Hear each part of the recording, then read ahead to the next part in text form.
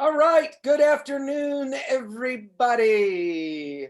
Hope everyone is doing well, and welcome to another edition of Box Lunch here at the Fort Worth Community Arts Center. We are so excited with our guest today. I am absolutely in awe of all this great work that you have done. Ladies and gentlemen, please help us in welcoming the one and only Vicki Meek. How are you today, Vicki? I'm fantastic. Glad to be here. Well, we are so glad to have you. And before we get into all of the wonderful details, would you mind just taking a moment and introducing yourself and telling us a little bit about who you are and what it is you do? Sure. Well, I'm Vicki Meek, and I live in Dallas, Texas. I am originally from Philadelphia, but I've been living in Dallas since 1980. So technically, I consider Dallas my home, but I recognize that Texans never consider you a Texan unless you were born here. So it's okay. I don't mind. I got 2 Texas children and 2 Texas grandchildren, three Texas grandchildren. So I'm solidly in. And I'm a visual artist by education and practice. I am, however, moving into becoming an artist who uses only video because my long career, 40 years of making art, has been primarily in the realm of installation. But I decided after a few years ago, I'm not climbing another ladder. I'm not nailing another nail. That's not happening anymore. I say that, and then I just opened an installation at the Nasher. So, okay, that's how it works. Never say never. But I've also been an arts administrator. So in Dallas, my career has really been in the arts administration area, and I've been an artist in Houston. So I do my artwork down there, and my arts administrative work has been here in Dallas. I recently, in 2016, retired from running the South Dallas Cultural Center for almost 20 years. And then prior to that, had a number of other arts positions, one of which was I designed the community arts development program for the city of Dallas when I first got here, because I joined the staff of the city arts program that later became the Office of Cultural Affairs in '83, and then laid out all the things that currently are being utilized to provide funding for artists and arts organizations that did not have it before. When I got here in '80, the only people getting city money were the big ones. And at that time, there was a ballet company that has since gone defunct. Symphony, opera, Dallas Museum of Fine Arts, and Shakespeare Festival of Dallas. And that was it. Nobody else was getting any money. So I was charged with creating a system of funding that would work, and then a way of developing the artist community so that there would be a tiered sort of approach to funding artists and arts organizations. We've come a long way, and so I'm very proud of that. I'm now sitting on the Arts Commission, and I see my role in that commission as one, having the history to understand what can be, and then also to really advocate for the BIPOC organizations, because they're still the lowest on the rung as far as funding is concerned. And so that's kind of where I am now. Most important job, however, is being grandma to my 3 grandchildren. That is truly when you were talking about me being busy, I'm busy. I run Grandma Vicki's Toddler Academy, which is 3 days a week. So very busy with that. But then also, doing things around the state. I'm on the board of Vignette, but I'm also a juror for their latest plan to fund artists. They're going to do 5, I guess they're called grants. Yeah, they're not called scholarships, grants, to 5 artists that I will select from amongst 140 women artists that sent in their materials. And I just got asked by Women in Their Work Gallery in Austin, which is the oldest, probably in the country, women-run gallery, to curate when they reopen. They just bought their first building. When they reopen in the summer, they want to have a big exhibition to sort of celebrate the reopening. So they've asked me to curate that show. So I'm doing a lot of other things and making my own art, which has always been exciting to me. Wow, what a resume! And you're not even tapping into all you do. You also No, write a blog for Theater Jones. well, I did. I don't do that anymore. Oh, okay, Yeah, that got put on hiatus for a while. gotcha. I do have a blog that I continue to write called Art and Race Notes. Right, And yeah, I write. I do write. I write cultural criticism for a number and of Dallas Weekly. you have some ties to Costa Rica. Is that right as well? Yeah, yeah. Elia Arce, who is an incredible performance artist. She is a buddy of mine, and we became partners in an venture that she wanted to bring to light. And I had the administrative background. She has the artistic background in performance. It's called USECRA, the Center for Creative Investigation. And it's unfortunately because of COVID, it also got sort of sideline. We were right in the middle of about to get approved for the building permits that were needed, and everything sort of got put on hold. But it's still an entity. So the idea is that we wanted to be able to invite with money artists and others, not just artists, but we're interested in people who really are doing creative thinking around a myriad of issues.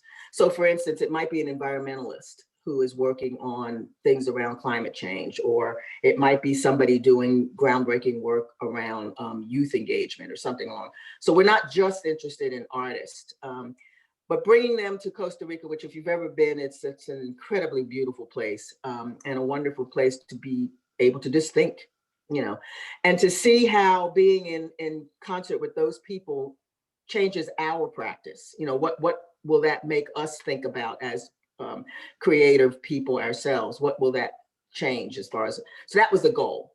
And right now it's just sort of on hiatus until things settle down, because Costa Rica is not allowing me to come in. I'm in Texas, and they said, no. Well, I was curious about that, and I didn't know if you'd had any time to be able to. No, they won't let Texans in, because we've done such a poor job of containing the virus. So they're like, what you can do is, if you can prove that you were not out in Texas, but you were in the airport and just went from one plane to the next, you can get in. But if you originated in any of these Texas places, you can't come in. Wow. I'm banned. Right. Well, you know, you and a few others, I think. So I wasn't going anywhere anyway, but I'm banned. Yeah. So, Vicki, what's on your lunch menu today? Well, I made myself a pasta salad based on the leftovers from the babies yesterday. They left a lot of pasta. I made that with some salmon that I grilled up. I usually buy a big plank of salmon and then grill it up and eat it through the week. And then I've added some carrots, some cucumbers, some tomatoes.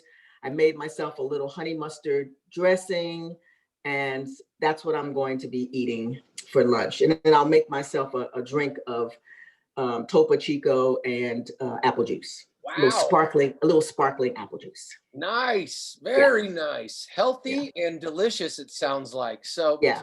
I got a little fancy, and really maybe just in the wording, I think, but I'm going with a veggie frittata today. Ooh. And, for the people in the cheap seats, it's basically an omelet. And no, frittata. Don't call it an omelet. So I've gotten some grief on some of my lunches about maybe not being the most healthy. So I've been trying to go back and forth, and sauteed some onions and some broccoli and some zucchini and some sun-dried tomatoes. And that sounds delicious. So that is on the skillet now. I'll let that heat up, and whenever we move into our plating, I'll move on with my big reveal about the. But when I plate, I'll have fresh spinach underneath, because I'll eat spinach every day of the week. Anyway, it comes. You know, I think I might have some spinach in mine too. I had some assistance. Whenever I make frittatas, it tends to be more meat and cheese. And so luckily I have a few other eyes on the skillet, which has been pretty good about balancing. You can see your health thing is a real thing. Absolutely. So, all right. So I'm going to turn on my oven and get that going. And I will say, for people that try to make frittatas, it seems as though the majority put them in the oven and bake them more than Yeah, on a skillet. frying them. Yeah. But here's a trick I learned. If you just turn the heat down real low on the stove and then put a lid over it, you'll get somewhat of the same thing and can still do the one pot method, which is what everybody is known for in my box lunches, is I do everything in one bowl if I can. So there's a little trick for you there. And you just Right. don't flip it or turn it like you would an omelet. You just have the lid on there, and then some Just of that let it bake. will come up, and it actually turned out pretty well. So I was impressed with my my I'll cooking. have to try that. I'll have to try that. Now, with your egg mixture, what do you put in your egg? So I just put them in a bowl and whip them with just a little bit of milk, and A so little bit that more. will Okay. fluff them up a little bit. And that's really it. And then Okay. I am known for a lot of butter in the pan. So there's another little trick. I say it's to keep it from sticking, but But you know it's butter. you know, I'm not even going to go into the ratio. Oh no, you don't have to. I love butter too. I get it. My daughter always talks about me sitting there eating saltine crackers and buttering it up. Eat a whole Oh package of them yes, buttered. I am I get it. notorious for that as well. That's some old school snaps right there. Butter on crackers. I haven't heard that one in Well, a I'm while. old, so there you go. Well, my mother used to do that for me, and it was a highlight. So there's some good cooking tips for everyone out there There you today. go. There you go. So Vicki, do you mind talking a little bit? You said that you had moved from hands-on, I guess, art installations and creations and into the video realm, but you had a piece that opened in November of 2019. Is that correct? Your My retrospective. retrospect, and that is in Houston still currently. Is that right? No, it traveled to Dallas finally. Gotcha. So it is up It's here at the with us. African American Museum in Dallas now, and it will be there until March 1st. And do you mind just, bringing us up to speed a little bit about what is the purpose of that, what inspired you, Sure. and what that work is about? Okay. Well, it's a 30-year retrospective of the work actually the discrete works that I've done, because it doesn't cover my installations, because I could not do an installation as a part of it. But so I have work starting in 1980 and working up to 2019 in this particular exhibition. And my work and those discrete works have always been basically rooted in, so it's called Vicki Meek, 3 decades of social commentary, because the work has consistently been about commenting on social conditions of African Americans or Africans in this century. So there's a myriad of works. It's not one thing. Some of the works were done in a series, so you'll get to see how I envision saying something in a series of images. Some of the work is standalone, like I did a piece for an exhibition. All of the work was done for exhibition somewhere else. So like I did a piece for I think it was a celebration of the 500 years of the Americas, but it was coming from the Latin American standpoint, and they invited certain artists to respond to that. So I did a piece called Little Known Facts, which was actually looking at the Black presence in Mexico prior to Columbus. Oh, And wow. and so, a lot of people don't know anything about that. So this piece was to sort of investigate that. And it was a series of window blinds that had what we've been told on one side, and then you could turn the blinds and find out what really was the truth on the other side, along with some images that sort of supported the notion that Mexico was not nearly as homogeneous as you might have been told it was. Yeah. And then I have another piece, like the piece from 1980 was investigating the influx of drugs in the Black community as a result of the Black Power movement and the way the government, we now understand, flooded Black communities with heroin and cocaine and other things. And that piece was called "The Lynching of the 80s Came in the Form of a Mighty Horse." And it was looking at the sort of the replacement of physical lynching with this lynching by drug addiction. Wow. So there's a lot of, a lot of work in there that's dealing with all kinds of subjects that are social importance. And people can go to the museum. The museum is open on Tuesdays, Thursdays, Fridays, Saturdays, I believe it is. And they can see two galleries full of that work. And then at the Nasher, I opened an installation in this month, the beginning of the month, called Stoney, the Road We Trod, which is what I'm calling a shrine to Black America. Because as we were beginning to see all of these artists responding to the George Floyd killing and the various and sundry other police brutality cases or vigilante cases, there was a lot of sort of angry response to that. And I thought my work has progressed over the decades to really sort of embracing a sort of spiritual look at all of this through a spiritual lens, I should say. So I'm not, whereas in the 80s and the beginning of my career in the 70s, I was in your face with the statement, kind of like most of the Black arts movement was. But I began to look at all of this conversation in another way. So I decided when I was commissioned to do this, I said, you know what, I want to do something that provides like a healing space for people to come and really just feel that they can heal, So I created this shrine. And when you come into that space at the Nasher, I recorded my voice humming the Black National Anthem, Lift Every Voice and Sing. So you hear that humming as you're in there. The lyrics to the second verse, which I feel is the verse that just totally defines the Black struggle in America, which starts with "Stoney, the road we trod, bitter the chastening rod." And that text is around the base of this shrine. So you have to literally walk around the whole thing in order to get all of that.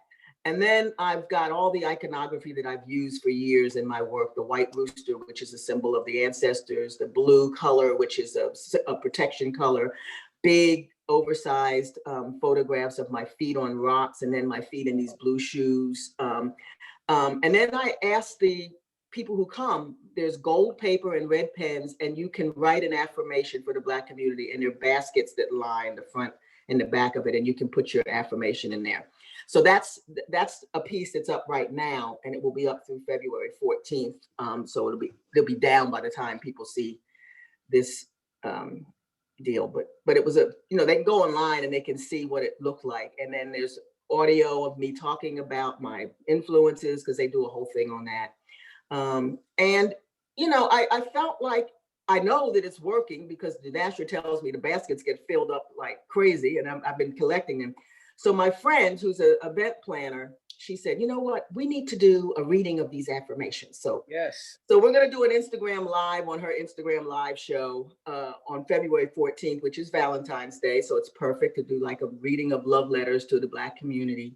And then we will read them throughout Black History Month, the next Sundays, all the Sundays in February. So that's kind of what my work has been about, is about. And the pivot to video really is still in the same vein. I'm still, like, I did a piece that I've done repeatedly throughout my 40 years of making art called "I Could Be Angry All the Time If I Think Too Hard." and yeah, everybody can relate to that. yes. And so I did, the first video was "I Could Be Angry All the Time If I Think Too Hard, Part 1, To Be Black in America." And it was really just sort of looking at all of the various and sundry things that have happened really recently, and what that impact is on Black America. And then the second one that I'm now researching right now is I'm going to be looking at this whole notion of generational trauma for Black women who have, throughout our history in this country, had the possibility of losing their children at a moment's notice, either in the beginning by enslavement, when your children could be sold out from under you, or you could be sold away from them, to the present day when police brutality is what it is, and Black kids basically have a target on their back. All of that I'm going to be looking at, but I decided, like everything else, I'm going to probably flip the script on this one. I'm going to be coming at this from the standpoint of dealing with women and Black women and their love for their children. Right. And then interspersed in it, you know, it'll come in and out, there'll be these images that you'll see. So you'll understand that this love has been there in spite of the way in which we have been acculturated to think that our kids could be gone at a moment's notice. So that's a piece that I'm currently researching. Wow. So that's my work. I'm curious, you say that in the 80s you were in your face with your art, and now I hear that there's a lot of advocacy in your current situations. As an artist, where do you personally feel as though that power in the message lies? Is it in the creation of the art for you as an artist, or have you found that the power really lies in the advocacy of others? Is it a mix of both? Where did that shift come from, and what have you seen in terms of its relevance? Well, I think it's all of the above. I don't think it's one or the other. I think for me as an artist, I've always felt a responsibility to my community. That's something that, coming from the family that I come from, which is a very political and not in a Democratic and Republican political way. My parents were members of the Progressive Party, and we always were told that we have a responsibility to our community. So I did not, as an artist, feel like I, you know, and this could be, you know, bad or good, however you want to look at it. I didn't feel like I had any luxury to just do stuff that just made me happy. You know, I felt as though my contribution, because I was not going to be a political strategist like my parents were. I was not going to, my mother was a lawyer, my father was a social worker. I was not going to do those things. So how could my art become in service to the community was always at the forefront of my mind. And so I think when I was originally doing the work that I was doing, it was, my pillow just fell, and I'm going to move myself for 2 seconds. I'm too short. Anyway. So I was always looking for ways to make the work relevant to the community. And part of that relevance, I think, just smashed my finger in it. Oh my God. Anyway, part of that relevance comes from you know, being in tune with what's happening. I'm always aware of what's going on in the Black communities, and I've worked in the Black community for 20 years here in Dallas, and then everywhere else I've ever been. You know, I've always been engaged in community development work. Right. It wasn't hard to see that the work could be a vehicle for creating conversations, sure, for exploring solutions, because I don't always just talk about problems. You know, I oftentimes offer solutions to what I consider the problems. So, you know, that to me was sort of a second nature way to operate, is to do the work, to talk about things that I felt were relevant to the community, and then to find a way to engage community. Like the piece that I was telling you about at the Nasher, I have a piece that the Museum of Fine Arts Houston owns, which was a piece about the Middle Passage. And that piece also was interactive. You could take, you know, once you were in that room and it was a memorial to the ancestors lost in the Middle Passage, you could write a piece of whatever about your ancestors and then put it in a box, and then I would collect them. And so I've always been interested in having people not just look at the work, but also reflect back on it and, you know, find a way to be a part of it. Sure. So let me ask you this, and this is a debate I've had with many other artists, and I'm curious what your thoughts are on this. Is art entertainment? Is entertainment art? How do you see those two, and do you think they go hand in hand, or is there something special about a message in art? Do you have to have a learning experience to title it as art, or is just the consumption and entertainment artistic as well.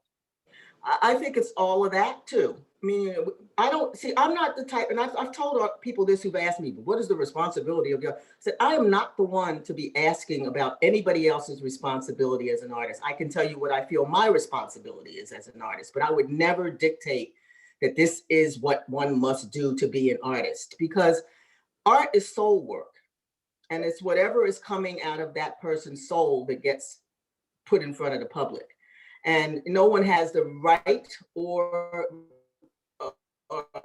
has the, as far as I'm concerned, the responsibility to say what another person's soul should be saying. So I think art can be entertaining. I think entertainment can be art. And I think neither of those can be art. You know, it's like, it's whatever is coming out of that person's ability and need to say something from their heart. That's what is, as far as I'm concerned, a valid conversation to have. Yeah, and I think, you know, just on my own personal opinions, I think if it does come from that place, that's It's what always going to be good. art. And Yeah. I think that what is so interesting about that is that personalization is lost the second it's shared. It's no longer yours. And that kind of perception from the audience is, to me, what always continues to make art so exciting. To have such a personal ownership to create it, and then such a And then shared to give it over. experience, to me, that's what really defines an artistic piece, that willingness of the author to open themselves up, and then the ability of that shared experience, which I'm sure you'll agree tends to be all across the board in how people perceive it, what they think its value is. And what I always find most interesting is the messaging and the semantics and the interpretation of what it is those people perceive that piece to be. So yeah, and I've always been interested in how an audience responds to my work. You know, how viewers come in and interact with it. And not that I will change anything, you know, if they don't like it or whatever, but it's important for me. I've always said that if somebody walks out of one of my installations with nothing, that they don't feel anything, that I've really failed. right. I mean, they can hate it, Yes. or they can love it, you know, but if they walk out neutral, then I have failed. Right. You know, so that to me is the sign of a piece of art. Does it move you in some way? Does it make you feel whatever that feeling might be? It might be a good feeling, might be a bad feeling, but does it make you feel? And you can't walk away from it just shrugging your shoulders like, well, whatever. Right. And, you know, I think this is important too, and I want to touch on this a little bit. You know, a lot of people think that art is in theaters, museums, and that's the only place that you can really find that sort of stuff. But you also worked with the Rapid Transit Art Program, and I think it's important to bring that up. I helped design it. Oh, well, there you go. And what I find so interesting is that we're not always aware that art is everywhere. And we think that we have to go someplace in a structured four-walled building to have the opportunity to experience that. And in reality, it's all over the place if we're just able to take those blinders off and be open to perceive it.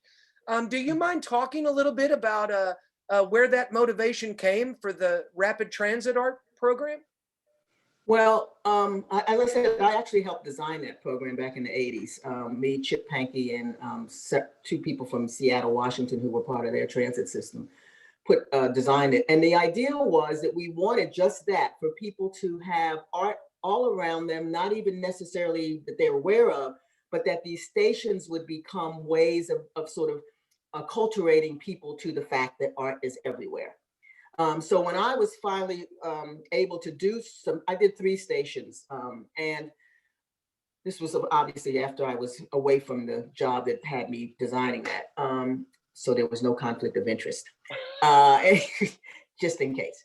But anyway, my goal was to meet with the communities where these stations were going to be, and to get a sense of what that community would like to see in terms of a reflection of that community in the stations, And the one that I'm most proud of is the Hatcher Street Station, which of course was in South Dallas, which was around not far from where the South Dallas Cultural Center was. So I had a real connection, I mean, a deep connection to that community. I worked with 128 children, school children, because what I wanted to do was to have there be something that their mark could be on generations from now. And I told them, I mean, they were little kids. I started with kindergarten on up to middle school. And I told them, I said, you're not going to be in school when these stations are actually built, because that's how long it takes for the stations to get built. You'll be able to tell your children when you take the train, see that square right there? That's mine. So I had them create these little squares that became like a quilt, a community quilt. And what I did was I had them interview the elders in the community so they could hear what South Dallas used to be, because South Dallas used to be a beautiful, wonderful neighborhood. And of course, it fell into disrepair in the 70s and, began to go down further. And so the children were growing up in a very different South Dallas than their grandparents had lived in. So they interviewed the elders and they were really amazed at what the elders talked about. And so they did these little squares of South Dallas then and South Dallas as they saw it. And then these squares got made into these porcelain enamel, quote, quilts, and then in between I've created little squares of just little symbols from old quilting that meant unity, community, love, and things of that nature. So that's punctuated in between these kids' drawings. And it's bright colors, and then I researched all these Black businesses that no longer exist, but that were the mainstay in South Dallas. And so the pavers, as you walk across the platforms of the station, the pavers are these markers of these businesses. And it's the ads from the Black newspapers about these businesses that are sandblasted into the cement. And then the columns are the original Black neighborhoods. Plaques of the original Black neighborhoods are on the columns, along with a blue mosaic base, because there used to be a lake out there that was the recreational area that they paved over to build the projects. So the people lost all of that natural sort of beautiful place where they would go to have picnics and what have you. That was taken away from them and cemented over, and a housing project was built on it. So, so all of it was my work is always about memory, history, reclamation of that history and all. So all of that's there in that station. So when people come through, they may not realize that's what they're seeing, but that's what they're seeing. They're walking through history. Wow. And then the other stations that I did were more about the station location than it was about those communities, because I didn't live in those communities or work in those communities. Wow, interesting. So here's a question for you in regards to history. So we've been in this pandemic for a year now. Let's look ahead 20 years. And when we look back as artists and art in general, talk a little bit about what are our successes and what are our failures? How are we going to look back on this as artists in a historical sense? Well, I think a lot of it's going to center around who was able to reset with purpose, and understanding that we're in a new place, and who was not. I think we're also going to be looking back to see which artists began to collaborate in ways that they never did before, with entities that they never would have necessarily thought about collaborating with before. I think that most of what we're going to be judged on is whether or not we've stayed relevant to our society and where our society is.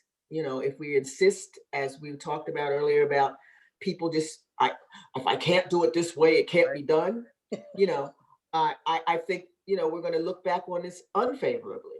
But if we have enough artists who say, you know what, this was a hell of a ride. We really were turned around, but here's what I learned about how I could move forward and be connected to people in an even deeper way than I was before. I think we'll be fine.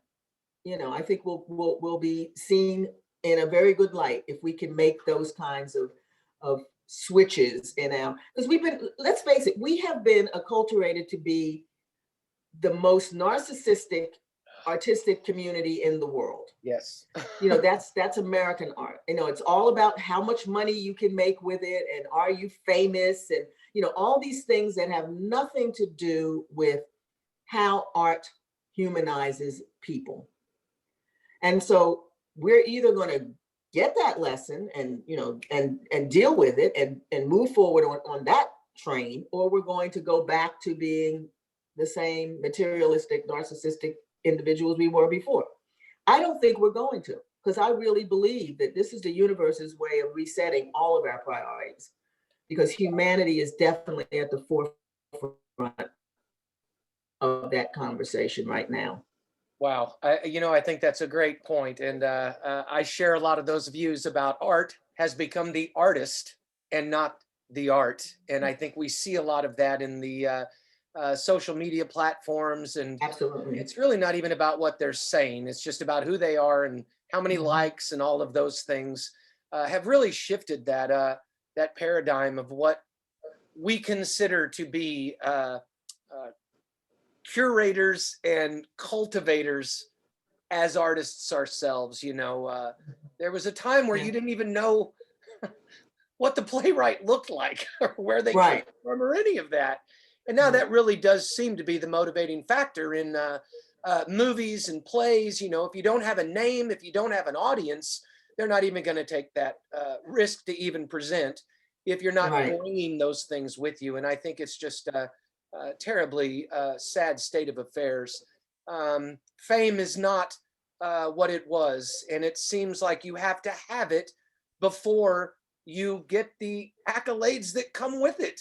And to me, that is just such a mind-boggling shift. And so I agree that I hope we get back to creating for the sake of art and not for the fame that we all assume just comes hand in hand with that, because it doesn't, even in this day and age.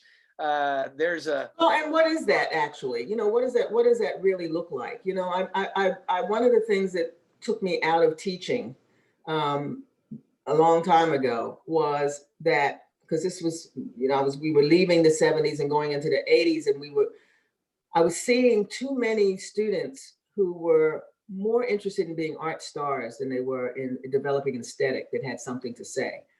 And part of that was, of course, in the 80s was everybody was materialistically headed towards, destruction.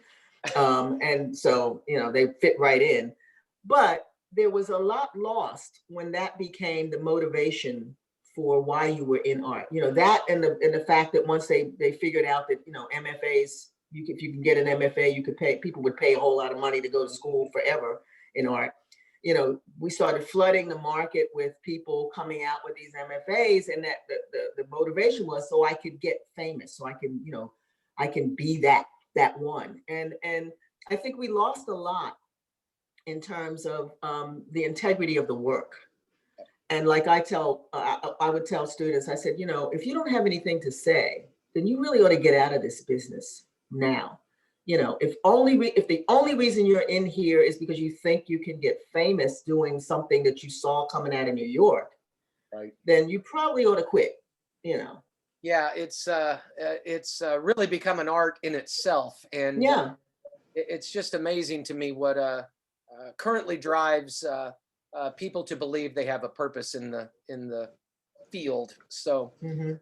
Anyway, all right. So Miss Vicki, let's talk a little bit about that lunch. I see that you've been hard at work. I'm gonna check mine. I'm gonna bring mine out. And then we will get this wrapped up and some sustenance in our body as well. Vicki, so. I'm gonna ask you to multitask while you're plating that up. Can you talk a little bit about what resources are you seeing or using personally for artists, and what resources do you think can continue to provide support, advocacy, and voices as we continue to move through the pandemic? Well, one of the beautiful things that I think I've seen happen is that for the first time in a long time, we're beginning to see some financial support for artists coming from the foundation community, as well as cities and even arts organizations, are beginning to look at how can we support artists and keep them working. And in Texas, one of the things that was very unusual for me when I moved here, because I moved here from Connecticut, I worked for the Connecticut Commission on the Arts, and we had a very robust artist grants program in Connecticut. When I got to Texas and found out that they would not give grants to individuals, and so artists, there were no artist grants. You could only get a grant if you were doing like a service of some sort for the community. Now what we're seeing is at least people beginning to understand that the artists have been a major contributor to the creative economy in any given city, and that they deserve to be considered when we're talking about trying to save the creative community. So there are resources now that never were there before for artists to apply for monies like businesses. I also think that we're seeing more and more people beginning to recognize that art is not a fluff, because everybody was turning to the artists when this all came down. And how are our kids going? Our kids are out of school. What are they going to do? They're looking at artists to fill that void. Oh, yeah. So I think a lot of people are beginning to at least see that the idea of being an artist is not just a frivolous idea. It's a serious endeavor. And it's a serious endeavor because it does, in fact, feed people's souls. Oh, yes. And when things are rough, people always turn to the arts. And that's just been throughout history. There's nothing new about that. But I think for Americans right now, it's a new embracing of that. So there are some more resources that we can tap into for artists that weren't there before. Or where they might have been there early, like back in the 30s when WPA hit and artists got hired and what have you. But after that time, you had very few government entities, very few foundations, very few anybody looking at artists as if they needed to be supported. I was associated with the National Performance Network, Visual Artists Network for many years, and I can tell you that if it weren't for these artists persisting and organizations like NPN VAN, who are service organizations for artists, many of these artists would not have been flourishing as they are today. Groups like Alternate Roots, which is the organization in Atlanta that is for Southern artists who are working around, especially artists who are doing work around social justice and what have you. Those grants mean so much because, prior to that, there was nothing. Sure. Now what we will see, I don't know, after all of this, the dust settles and, the pandemic is controlled and we got these vaccines. I don't know if that will continue, but I'm hoping that what will happen is that all of these entities that are now helping artists will realize they need to continue to be helped. Right. That it's not something that's just about this pandemic, but it's also about the idea that America has to put some resources towards its creative community if they want to have one. Yeah. And if they want it to be more than just Hollywood entertainment, that's my view on where we are right now. Well, some great points. And I don't believe there's ever been quite as much consumption of art as there has been over the course of the last year. So, all right, how you coming on your lunch there? I see some spinach on the plate. So I'm gonna. Yes, there's spinach on the plate. I'm gonna plate this salad on here. Oh, there you go. It's already looking good. Delicious for sure. Look at that. Look at that. Look at those beautiful colors. Isn't that what they say on the cookie show? Look at those beautiful colors. Absolutely right.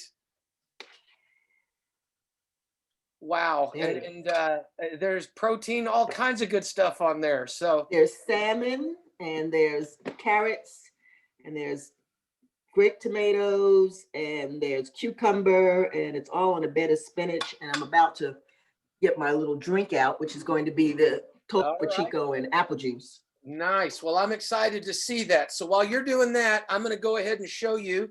This right here is how my frittata turned out. Oh, that looks great. I know, not too bad. Oh my goodness. So I'm going to have to try that. I should have used more butter. It's a little dark on the bottom, but the lesson learned. And it actually, I'm pretty excited about it. So Looks great. I know I'm going to And try. I'm gonna use your idea. Me. Huh? I said I'm going to try a bite as soon as you're ready to toast with me. All right, I'm gonna be ready to toast with you in a minute. Vicki, while you're wrapping that up, will you tell me how and where can we keep up with you, find out about your amazing artwork and all the great things that you continue to do? Well, I am on Facebook, but I don't necessarily friend everybody, so that may not be the way. I would say I have an Instagram account. It's Ms. M-I-Z Sue, Bickisue on Instagram. And that's one way to follow what I'm doing. And I have resisted like the plague getting a website, but I'm finally going to be launching a website because I have to have some place for these films to lay. And that will launch at the end of this month. And that will be, VickiMeek.com. So that, they can check me out there. But, right now, the show that's up at the African American Museum will be up until March 1st. Awesome. And so people will, by the time, this is airing, that they will be able to see that. Unfortunately, the Nasher piece will not be available by then. I guess that's it. I mean, I don't have a mailing list. Well, we'll try to get one together for you. I'll never answer, so that's why it's like I don't want to disappoint people. So it's like, Vicki, all right, we ready to toast? Absolutely, it's been an absolute pleasure to visit with you. I just can't tell you enough how grateful we are for the time. Please keep up the great work, and as we say, that wraps up another edition, ladies and gentlemen. Cheers to you. We'll be back with another episode. Stay safe out there. Be kind, ladies and gentlemen, to each other, and more importantly, yourselves. Vicki, thank you. Bon appetit. Thank you for having me. It's been great talking to you. My pleasure. Take care, everybody. Have a great week. Bye. Bye-bye.